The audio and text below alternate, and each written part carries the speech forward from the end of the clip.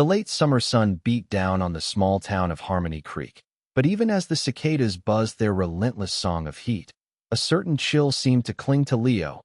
He was a boy of perhaps 8, with eyes the color of river stones and a demeanor as quiet as a church mouse. Every morning, and every afternoon, rain or shine, heat wave or sudden downpour, Leo could be found waiting at the corner of Oak Street, a bright splash of blue against the green landscape. This splash was his beanie, a knitted cap of the most vibrant cerulean imaginable, pulled low over his brow. It wasn't just that Leo wore the beanie. It was how he wore it. It seemed glued to his head, a permanent fixture, a shield against the world. Even on days when the air shimmered with heat, when other children shed layers like snakes shedding skin, Leo kept his beanie firmly in place that he'd tug at the edges, adjusting it with a nervous fidget, as if ensuring it wouldn't dare betray him by slipping. He was a regular on bus 12, a yellow behemoth that snaked its way through the residential streets of Harmony Creek, collecting its cargo of sleepy-eyed students. The bus was driven by Ralph, a man whose face was a roadmap of wrinkles etched by years of sunshine and good humor. Ralph had seen countless kids come and go, each with their own quirks and anxieties. He knew the rhythm of the bus like the back of his hand. The morning groans, the afternoon chatter, the occasional spilled juice box drama. Ralph prided himself on being observant. He noticed the small things, the way Sarah always chewed on her pencil, the intricate drawings Michael sketched in his notebook, the way Emily always saved a seat for her best friend. And he'd certainly noticed Leo. The boy's persistent beanie, coupled with his quiet, almost invisible presence, had piqued Ralph's curiosity. There was something about the set of Leo's shoulders, the way he avoided eye contact, that suggested a deep well of shyness, perhaps even a touch of sadness. Ralph felt a tug of sympathy for the boy, a desire to reach out and offer a friendly word, a comforting presence. He knew kids, and he knew when something wasn't quite right. Each morning, the ritual unfolded with unwavering consistency. The rumble of Bus 12 would echo down Oak Street, a mechanical behemoth heralding the start of another school day. Leo would stand a little straighter, clutching his backpack a little tighter, as the bus screeched to a halt, its brakes sighing like an old man. The doors would hiss open, revealing the familiar faces of his classmates, some eager and boisterous, others still half asleep and grumpy. Leo would board, his head down, his eyes fixed on the worn rubber floor. He navigated the aisle with practiced ease, a ghost among the living, his bright blue beanie a stark contrast to his muted movements. He always chose the same seat, halfway down the bus. Near the window. It was a strategic location, offering a view of the passing scenery and minimizing the chances of unwanted interaction. The other kids, of course, noticed him. Children are, after all, keen observers, quick to pick up on anything that deviates from the norm. And Leo, with his perpetual beanie and his almost palpable shyness, was definitely outside the norm. Whispers would follow him as he walked down the aisle. "Hey, look, it's Beanie Boy. Does he ever take that thing off? Maybe he's got something weird under there." The teasing was rarely malicious, more the careless cruelty of childhood curiosity, but it stung nonetheless. Leo would simply lower his head further, his cheeks flushing a faint pink. He'd focus on the blur of trees and houses outside the window, creating a mental shield against the taunts. He had learned, over time, that the best way to deal with the teasing was to ignore it, to pretend it didn't exist. He became a master of selective hearing, filtering out the noise and focusing on the quiet hum of the bus engine. Sometimes, a bolder kid would try to snatch the beanie off his head. Leo would react instantly, his small hands flying up to protect his precious head covering. A brief, silent struggle would ensue, usually ending with Leo retreating further into himself, his grip on the beanie even tighter. He never cried, never argued, never retaliated. He simply endured, a silent testament to his unwavering resolve. Ralph, watching all of this in his rearview mirror, felt a growing sense of unease. That he knew that kids could be cruel, and he hated seeing Leo subjected to their taunts. He wanted to intervene, to tell them to leave the boy alone, but he also knew that direct intervention could sometimes make things worse. He decided to bide his time, to observe and wait for the right opportunity to step in. He trusted his instincts, and his instincts told him that there was more to Leo's beanie than met the eye. Ralph wasn't just a bus driver. He was a silent guardian, a watchful protector of the young souls entrusted to his care each day. He saw his job as more than just driving a route. It was about providing a safe and supportive environment for his young passengers. He believed that even a small gesture of kindness could make a world of difference in a child's life. He'd seen enough over the years to know that kids carried all sorts of burdens, visible and invisible. He made a point of greeting each child as they boarded, offering a cheerful good morning or a friendly how's it going. He knew their names, their siblings, their pets. He listened to their stories, their triumphs, and their woes. He was a confidant, a sounding board, a friendly face in a sometimes overwhelming world. Leo, however, remained a challenge. Ralph had tried, in his gentle way, to break through the boy shell. He'd start with simple questions. Nice beanie, Leo. Blue's a good color on you. Or, see any good movies lately, Leo? He even tried commenting on the weather. Sure is a hot one today. Huh, Leo? Staying cool? But Leo would just mumble a barely audible response, his eyes darting away, his fingers fidgeting with the brim of his beanie. Thanks, he'd whisper, or, yeah, delivered with the enthusiasm of a wilted flower. He wouldn't elaborate, wouldn't engage. It was as if he had built a wall around himself, a fortress of silence that Ralph couldn't penetrate. Ralph wasn't easily discouraged, though he understood that some kids needed more time, more patience. He knew that trust wasn't something that could be demanded. It had to be earned, slowly and carefully. So he continued his gentle attempts, offering small smiles and quiet greetings, hoping that one day, Leo would feel comfortable enough to open up. He also started paying closer attention to the other children, trying to understand the dynamics of their interactions with Leo. That he noticed that the teasing was often fueled by boredom and a lack of understanding. That he realized that if he could help the other kids see Leo as a person, not just Beanie Boy, he might be able to create a more supportive environment on the bus. He began to subtly steer conversations, highlighting Leo's positive qualities whenever possible. Leo's a really smart kid, he'd say casually, after overhearing Leo correctly answer a question about history. Or, Leo's got a great imagination. I saw him drawing some amazing pictures the other day. He hoped that these small observations would plant seeds of understanding in the other children's minds, helping them to see Leo in a new light. Ralph knew it would be a long process, but he was determined to help Leo feel more comfortable and accepted. On Bus 12, the relentless summer heat intensified, transforming Harmony Creek into a shimmering oven. The air hung heavy and still, thick with humidity. Even the cicadas seemed to slow their buzzing, as if conserving energy in the face of the oppressive heat. The old buses of Harmony Creek School District, while reliable, weren't exactly known for their cutting-edge air conditioning. On Bus 12, the struggle against the heat became a daily battle. Windows were cranked open, offering little relief against the onslaught of hot air. Kids fanned themselves with notebooks, their faces flushed and sweaty. Complaints rose in a chorus of groans and whines. It's so hot.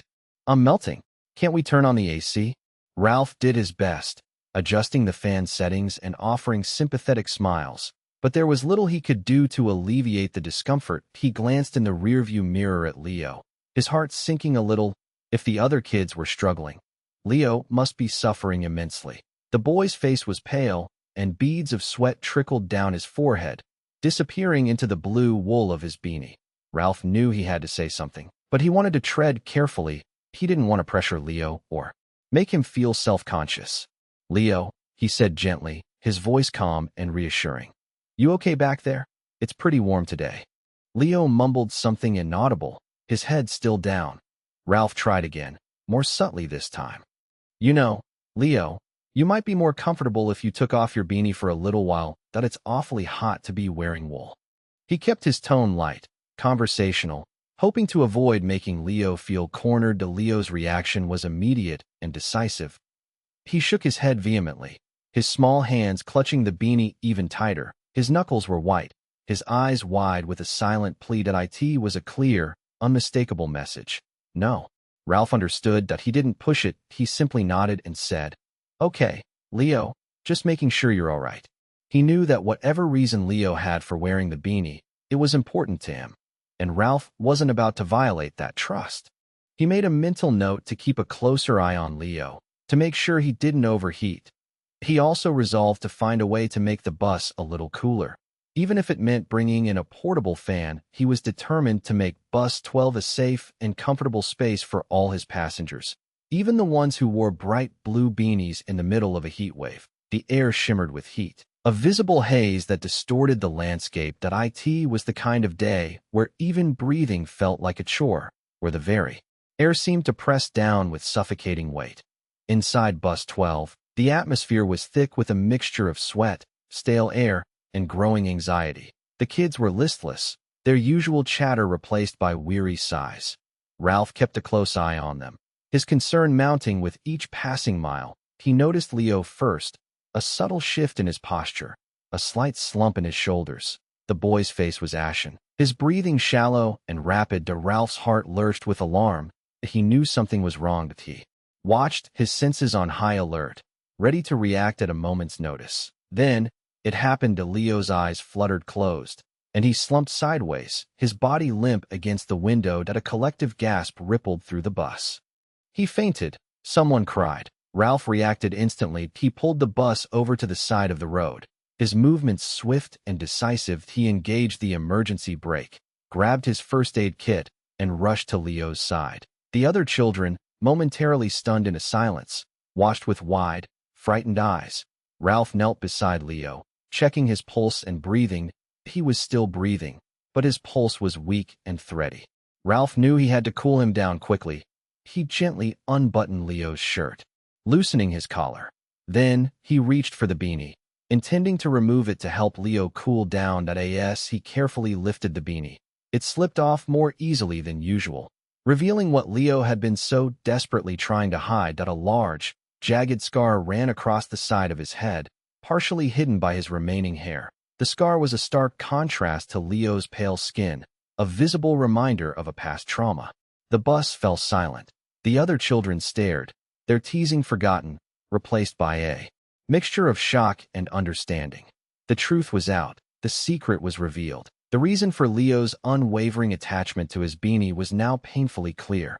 Ralph, though surprised, didn't miss a beat. He continued to tend to Leo, using a cool cloth to wipe his forehead and neck. He spoke in a calm, reassuring voice, telling Leo that he was going to be okay.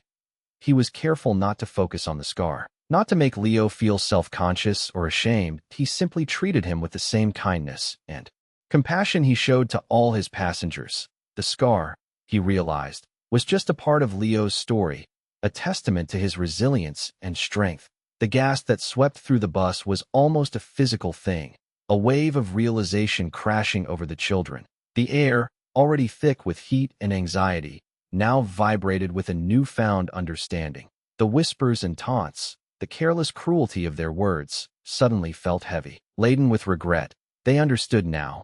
The beanie wasn't just a quirky fashion choice. It was a shield, a protection against prying eyes and potential judgment. Sarah, the girl who always chewed on her pencil, covered her mouth with her hand, her eyes wide with remorse.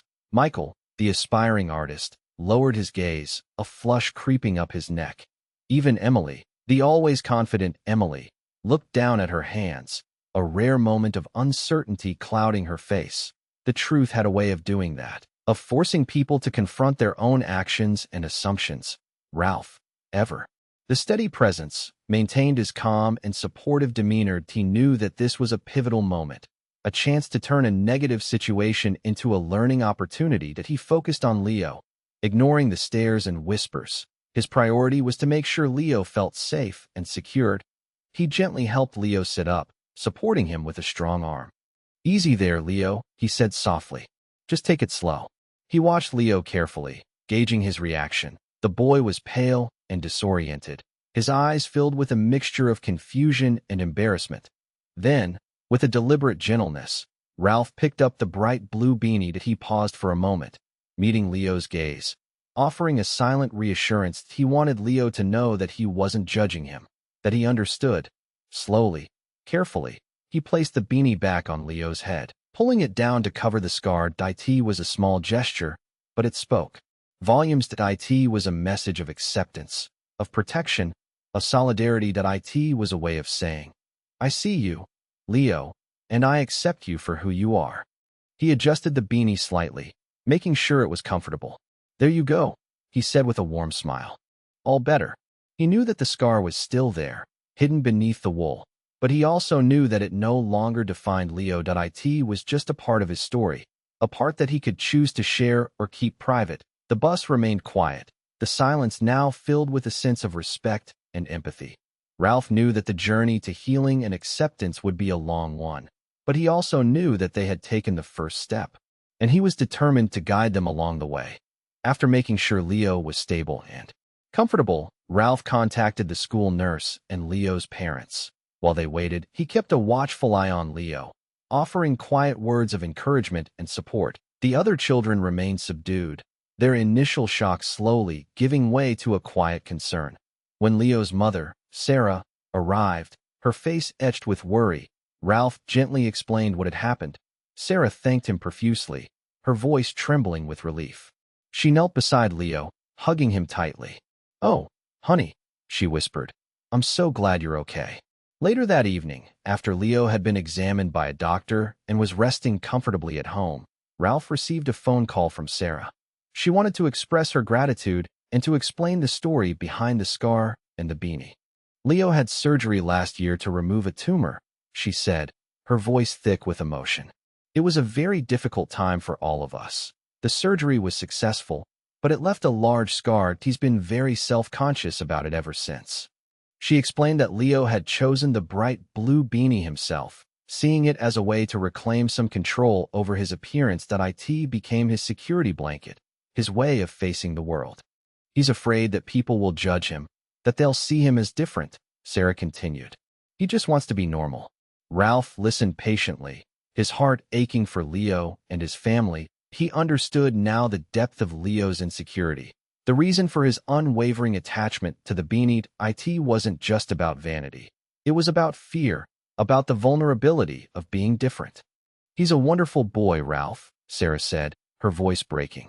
He's kind and smart and brave. He just needs to know that he's accepted, that he's loved for who he is, scar and all. Ralph assured her that he would do everything he could to support Leo and to create a more accepting environment on Bus 12. He promised to talk to the other children, to help them understand the importance of empathy and compassion. After hanging up the phone, Ralph sat in silence for a long time, reflecting on what Sarah had told him. He realized that Leo's story was a reminder that everyone carries their own burdens, their own scars, visible and invisible, and that sometimes all it takes is a little understanding and acceptance to make a world of difference. He knew that the next day on Bus 12 would be different. He just needed to figure out how to make it better. The next morning, as Bus 12 rumbled along its familiar route, Ralph felt a mix of apprehension and determination. That he knew he had to address the situation, to create a space where Leo felt safe and accepted.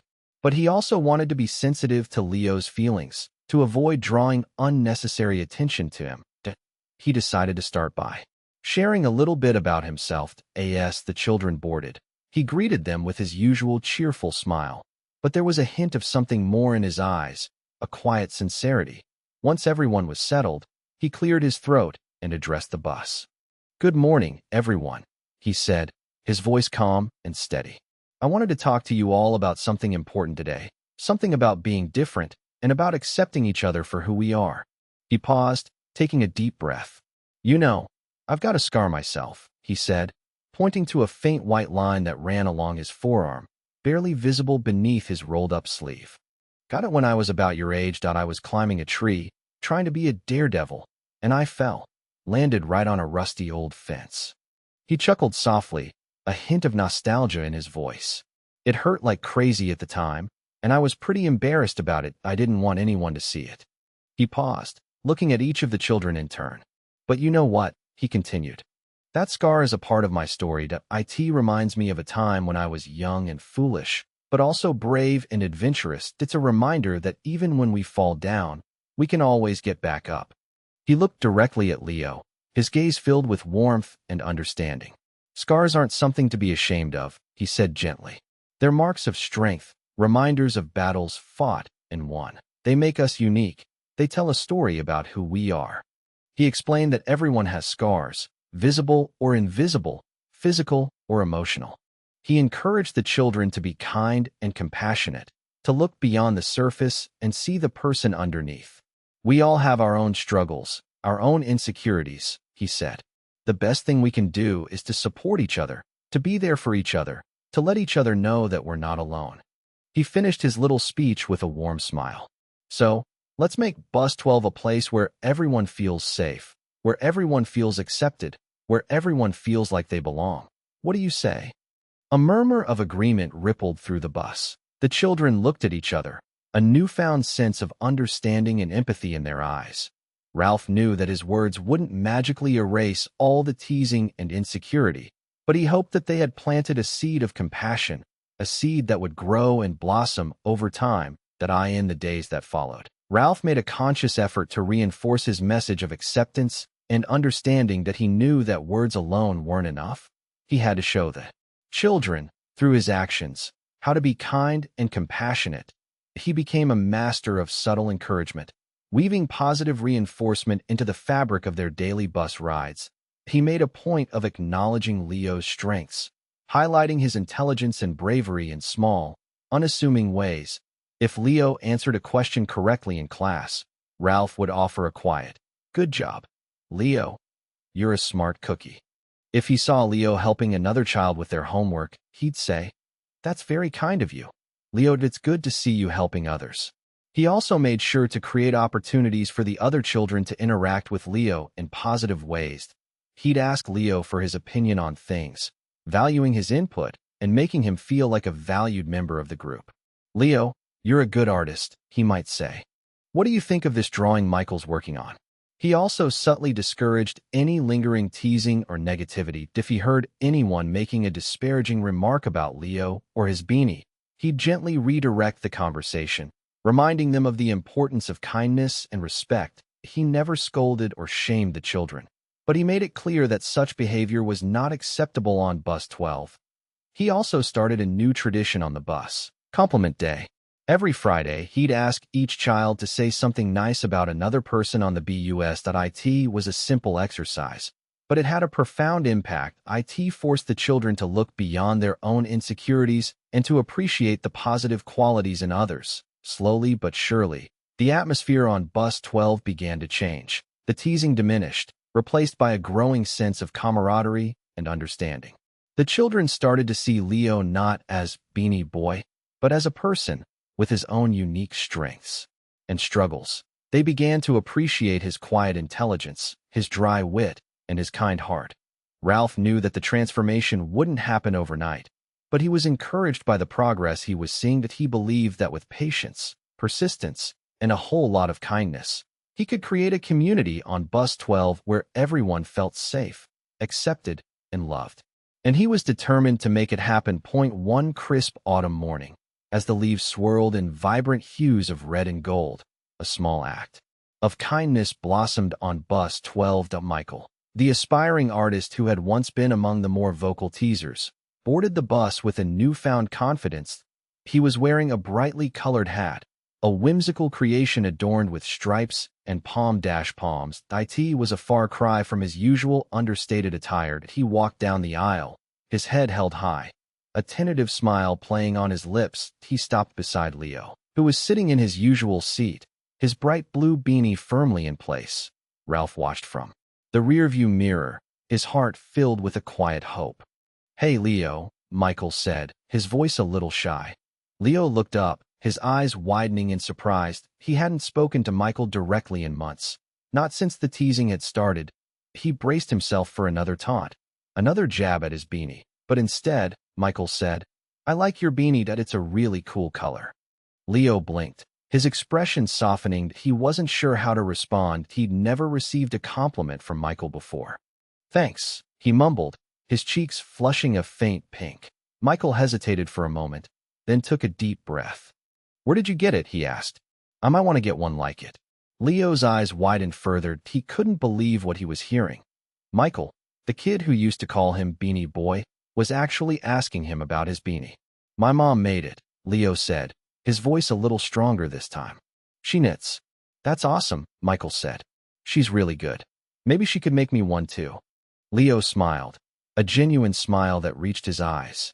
Maybe, he said. I'll ask her. Michael grinned back. Cool, he said. He paused, then added, I'm wearing this hat today because I wanted to, show that it's okay to be different. Everyone's got their own style. He gestured to his hat, then back to Leo's beanie. Yours is pretty cool. And with that, Michael continued down the aisle, taking his seat near the front of the bus. The air on bus 12 felt lighter, filled with a sense of possibility. Ralph smiled, his heart swelling with pride that he knew that this was just the beginning. But it was a significant step in the right direction, that a small act of kindness, a simple compliment, had opened a door to understanding and acceptance. And he was grateful to be a witness to it. Leo, surprised and deeply touched by Michael's words, couldn't help but smile. It was a small, shy smile, but it was genuine, radiating a warmth that hadn't been seen on his face in a long time. He told Michael that his mom had knitted the beanie, describing the soft yarn and the intricate pattern. He even offered to ask her if she could make one for Michael, his voice filled with a newfound confidence that Michael's act of kindness seemed to break the dam, unleashing a torrent of goodwill on bus 12. The other children, witnessing the interaction, began to show small acts of acceptance and support towards Leo. Sarah, the girl who always chewed on her pencil, offered Leo a piece of gum. Emily, the always confident Emily, complimented his drawing skills. Even the quieter children, who had previously remained silent observers, offered shy smiles and nods of acknowledgement. The atmosphere on the bus shifted, transforming from one of apprehension and isolation to one of camaraderie and belonging. The children began to see Leo not as Beanie Boy, the object of their teasing, but as a friend, a classmate, a person with his own unique strengths and vulnerabilities. Ralph watched it all unfold from the rearview mirror, his heart swelling with pride. He had always believed in the power of kindness, and he was witnessing firsthand the transformative effect it could have on a community. That he knew that the journey wasn't over, that there would still be challenges along the way. But he was confident that the children of bus 12 were on the right path. That he noticed that Leo was sitting a little straighter, his shoulders relaxed, his eyes sparkling with a newfound sense of hope. He was still wearing his bright blue beanie, but it no longer seemed like a shield, a barrier against the world. That it was now a part of who he was, a symbol of his resilience and his unique style. As the bus approached Leo's stop, Ralph gave him a warm smile. Have a great day, Leo, he said. See you tomorrow. Leo smiled back, a genuine smile that reached his eyes. Thanks, Ralph, he said. You too. And as he stepped off the bus, into the crisp autumn air, Leo carried with him a newfound sense of belonging, a sense of hope that had been ignited by a simple act of kindness. He knew that he was accepted, that he was loved, scar and all, and that was all that mattered. As the weeks passed, Leo blossomed. The shy, withdrawn boy who had once been a ghost on bus 12 gradually emerged from his shell. He began to participate in conversations, sharing his thoughts and ideas with the other children. He discovered a love for storytelling, captivating his classmates with tales of daring adventures and fantastical creatures. He started sitting closer to the window, no longer shrinking away from the world. He even started making eye contact, offering shy smiles to the other children and to Ralph. The bright blue beanie remained a constant fixture, but it no longer seemed like a symbol of fear and insecurity. That it was now a part of his identity, a reminder of his resilience and his unique style. And then, one unseasonably warm afternoon, something remarkable happened. The sun beat down on Harmony Creek, and the air inside bus 12 became stifling. The children fanned themselves with notebooks, complaining about the heat. Ralph glanced in the rearview mirror, his eyes drawn to Leo. He noticed that Leo was fidgeting with his beanie, his forehead glistening with sweat. Ralph held his breath, wondering if he would finally take it off. And then, he did. Slowly, hesitantly, Leo reached up and pulled the beanie from his head. He held it in his lap for a moment, his eyes downcast, his cheeks flushed. The scar on his head was clearly visible, a stark reminder of his past trauma. Ralph watched, his heart filled with a mixture of pride and admiration. He knew how much courage it had taken for Leo to reveal his scar, to confront his insecurities. The other children, sensing the significance of the moment, fell silent. They looked at Leo, not with pity or judgment, but with acceptance and understanding. Leo took a deep breath, then looked up, meeting their gaze. He offered a shy smile, and then, to everyone's surprise, he started to laugh. "It's so hot," he said, his voice filled with relief. "I can't believe I was wearing that thing." The other children laughed with him, their laughter echoing through the bus. The tension broke, replaced by a sense of lightness and freedom. From that day forward, Leo occasionally took off his beanie on especially hot days. He still wore it most of the time, but it was now his choice, not a compulsion. He had learned to accept himself, scar and all, and he had learned that he was surrounded by people who loved and supported him, just as he was. The spirit of acceptance and compassion that had taken root on Bus 12 spread throughout the entire school. Inspired by Leo's story and the children's newfound understanding, the school administration decided to organize a hat day to raise money for cancer research. The idea was simple. Students and staff could wear a hat to school for a small donation, with all proceeds going to a local cancer charity. The event was announced with enthusiasm, and the students embraced the opportunity to show their support. On the day of the event, the school was transformed into a kaleidoscope of colors and styles. Hats of all shapes and sizes adorned the heads of students and teachers alike. There were baseball caps, fedoras, cowboy hats, and even a few homemade creations.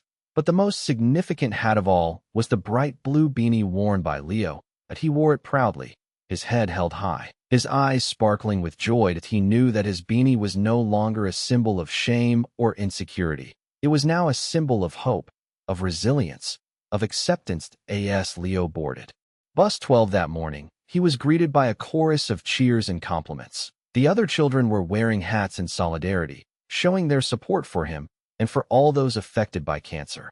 Michael was wearing his brightly colored hat with stripes and pom-poms. Sarah was wearing a baseball cap with the logo of her favorite sports team, and Emily was wearing a stylish fedora.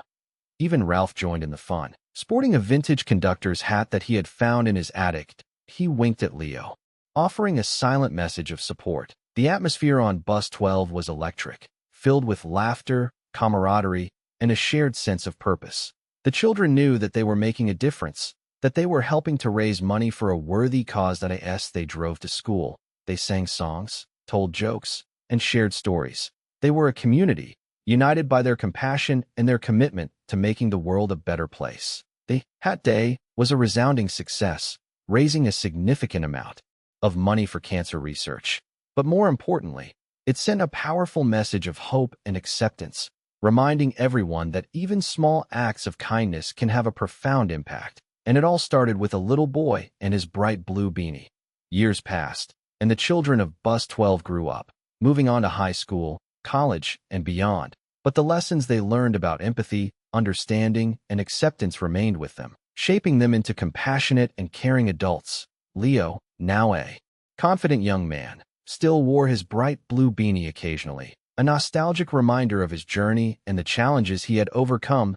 He became an advocate for cancer awareness, sharing his story with others and inspiring them to embrace their own unique qualities. And Ralph, the kind-hearted bus driver, continued to drive Bus 12, welcoming each new group of children with a warm smile and a listening ear. That he never forgot Leo and the impact that his story had had on the Bus 12 community. One sunny afternoon, as Leo boarded Bus 12 to visit Ralph, their eyes met. A knowing smile passed between them, a silent acknowledgement of the bond they shared and the lessons they had learned together. It was a smile that spoke volumes, a testament to the power of empathy, understanding, and acceptance in creating a supportive community. As Leo stepped off the bus, Ralph watched him go, his heart filled with a quiet sense of satisfaction. That he reflected on the journey they had shared, the challenges they had overcome, and the triumphs they had celebrated. He realized that his role as a bus driver was more than just driving a route. It was about creating a safe and supportive environment for his young passengers, about teaching them the importance of kindness and compassion. That he knew that even a small act of kindness could make a big difference in a child's life, that a simple compliment, a listening ear, or a warm smile could have a profound impact. He had seen it firsthand with Leo, and he knew that it was true for all the children who rode bus 1-2 to AS. He continued his route, picking up and dropping off children. Ralph carried with him a renewed sense of purpose. He knew that he was making a difference, one child at a time, and that was all that mattered.